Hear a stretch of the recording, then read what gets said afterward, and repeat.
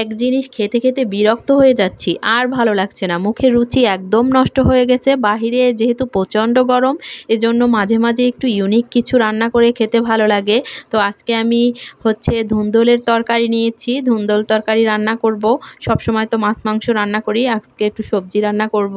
তো আমি এই ধুন্দলের তরকারিটা একদম কেটে ধুয়ে পরিষ্কার করে নিয়েছি।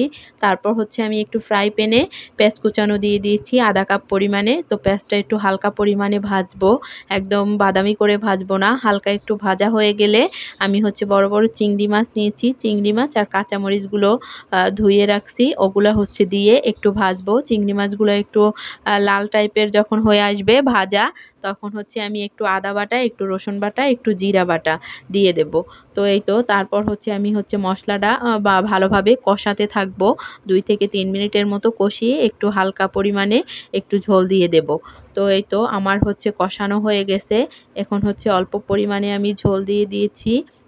তো এই তো আর তারপর হচ্ছে স্বাদ মতো লবণ দিয়ে দিচ্ছি, আর একটু হলুদ গুঁড়া আর একটু মরিচ গুঁড়া। যেহেতু আমি কাঁচা ঝাল দিয়েছি, এজন্য মরিচের গুঁড়াটা একটু অল্প পরিমাণে দিয়ে দিচ্ছি। আর হচ্ছে আমি একটা পরিমাণে আলু নিয়েছি। আর আসলে মাছ মাংস খেতে খেতে সবসময় সবার ভালো লাগে না, সবসময় একটু ইউনিক কিছু রান্না করে খেলে ভালো লাগে। তো অনেক সময় দেখা যায় সাধারণ রান্নাগুলোও অসাধারণ করে রান্না করে খেলে ভালোই লাগে, একদম 1 প্লেট ভাত নিমেষেই শেষ করা যায়। আর হচ্ছে দুপুর টাইমটাতে সবাই বিশেষ করে বেশি দুপুরবেলাতেই ভাত খাওয়া হয়। তো দুপুরের ভাতটা একটু অন্যরকম করে যদি খাওয়া যায়, একটু তৃপ্তি করে খাওয়া যায়, তখন আসলে ভালো লাগে। এজন্য তো ভাবলাম আজকে আমি ধুন্দলের তরকারিটা এভাবে রান্না করি। আসলে এটা সবসময় পাওয়াও যায় না আর খাওয়াও হয় না ওরকম। আমারই মনে হয় এই 1-2 বছর পর আমি আজকে এই যে ধুন্দলের তরকারিটা খাবো। তো এটাতে হচ্ছে আমি একটু ঝোল দিতে চেয়েছিলাম, কিন্তু এটা থেকে এত পরিমাণে ঝোল বের হয়েছে আর ঝোল দিতে হবে না। তো আমি এজন্য ঢাকনা দিয়ে ঢেকে দিয়েছি, একদম সেদ্ধ হয়ে গেছে। এই তো এটা একদম সেদ্ধ হয়ে গেছে, এটাতে আর ঝোল দিতে হবে না। আমি হচ্ছে এটাতে কিছু ধনিয়া পাতা দিয়ে দেব। আর ধুন্দলের তরকারিটা মানে অল্পতেই সেদ্ধ হয়ে যায়, এটায় বেশি জাল করতে হয় না। আর মাঝে মাঝে আসলেই এরকম লোভনীয় সবজি দিয়ে ভাত খেতে ভালোই লাগে। তো আমি কিছু ধনিয়া পাতা দিয়ে দিয়েছি।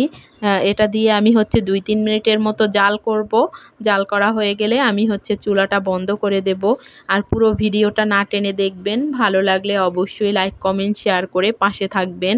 তো এই তো আমি হচ্ছে 2-3 মিনিটের মতো এখন জাল করব। ধনিয়া পাতাটা দেওয়া হয়ে গেলে তারপর হচ্ছে আমি চুলাটা বন্ধ করে দেব। আর এটাতে বেশি ঝোল রাখবো না, একটু ভিজা ভিজা থাকবে হালকা। তো এই তো আমার রান্নাটা কমপ্লিট হয়ে গেছে। এই তো এখন হচ্ছে দুপুরে খাবার পালা। আসলেই মাঝে মাঝে একটু শাকসবজি খেলেও ভালো লাগে। আল্লাহ হাফেজ।